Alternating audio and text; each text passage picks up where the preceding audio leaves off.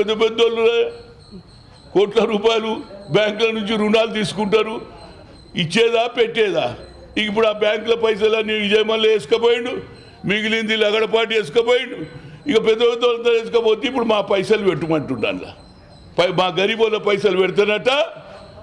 Senior సిటిజన్కు 60 సంవత్సరాల కూడా మరి 7.5 లక్షలు పెడితే 10 ఏళ్ళ తర్వాత, అరే మిత్రమా 10 ఏళ్ళ దానికి ఆడు బతికేది లేదు, ఉండేది లేదు, 65 ఏళ్ళ తర్వాత ఎప్పుడు పోతాడో తెలియదు. ఏడాదికి ఇచ్చేయాలి పైసలు. ఇక రైతుల గురించి నువ్వు ఇంతవరకు రుణాలు మాఫ్ చేయలే. 2 ఇయర్స్కు ఏది 2 నెలలకు రుణమాఫీ అంటున్నవే, అది జరిగే పనా? రైతులకు ఎంత ఇబ్బంది అయిందండి.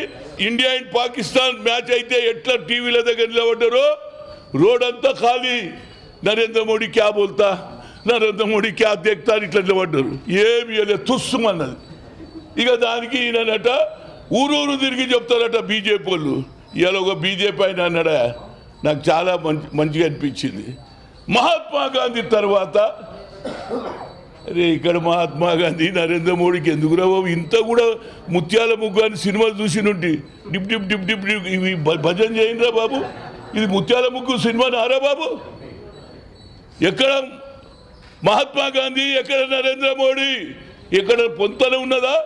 ఆనాడు దేశ స్వాతంత్రం వచ్చి ఈ దేశంలో ప్రధానమంత్రి ఎవరు అంటే అన్ని అర్హతలు కలిగినటువంటి పండిట్ జవహర్లాల్ నెహ్రూ చేశారు. కానీ సర్దార్ పటేల్ గుజరాత్ వాడైనా చేయలే. నువ్వు చూడు నీకెంత గుజరాతీ ప్రీతి ఉన్నదో. ఒకటేమో అమిత్ షాను ప్రెసిడెంట్ చేశాడు, ఇంకోటి పటేల్ ఇవాళ reserve bank of India chairman చేశాడు. అంటే నువ్వు ఎంత పక్షపాతివో ఇప్పుడు అర్థమవుతుంది.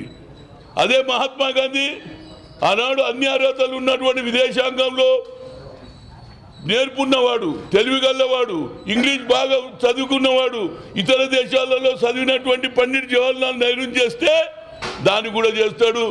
మా సర్దార్ పటేల్ చేయలేదని నీ లెక్క చిన్న ఆలోచన వ్యక్తి కాదు మహాత్మా గాంధీ.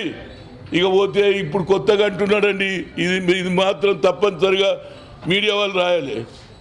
మేరకు पार्टी से बढ़ के देश बोला. बड़ा अच्छी बात बोले नरेंद्र मोदी जी. पहले तू आरएसएस से बाहर आ, उसके बाद देश की बात कर. जब मैं तू बोलूंगा ये नरेंद्र मोदी सही भी मर्द आदमी है, पार्टी को और आरएसएस को छोड़ के आए, आरएसएस में रहते हुए देश की बात करे तो कोई समझता नहीं. ఇవాళ ఎవరు నడిపిస్తుండండి?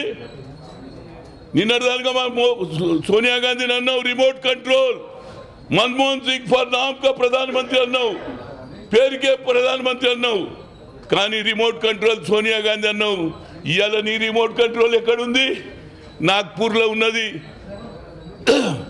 మోహన్ భగత్ దగ్గర ఉన్నది. ఇవాళ పెద్ద పెద్ద ఇండస్ట్రీలు పోయి ఎందుకు కలుస్తున్నారండి?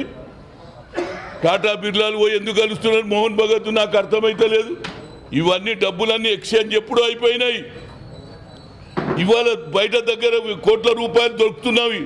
నీ వాళ్ళకి అందరికీ మొదలే పైసలు ఏర్పాట్లు చేసి ఇవాళ నల్లధనం మీద కాంగ్రెస్ మీద అంటున్నా. మా రాహుల్ గాంధీ క్వశ్చన్ వేశాడు, నువ్వు సహారా దగ్గర 40 కోట్లు తీసుకున్నావా లేదా? బిర్లా దగ్గర 25 కోట్లు తీసుకున్నావా లేదా? ఇంతవరకు లెక్క చెప్పేమి? నా దగ్గర రికార్డు ఉన్నది అన్నది, ఇన్కమ్ ట్యాక్స్ దాంట్లో పేర్లు ఉన్నాయన్నాడు, ఎవరికెవరికి చందా ఇచ్చిందో ఉన్నదన్నారు. నువ్వు తీసుకున్నావా లేదంటే ఇంతవరకు జవాబు చెప్పవే.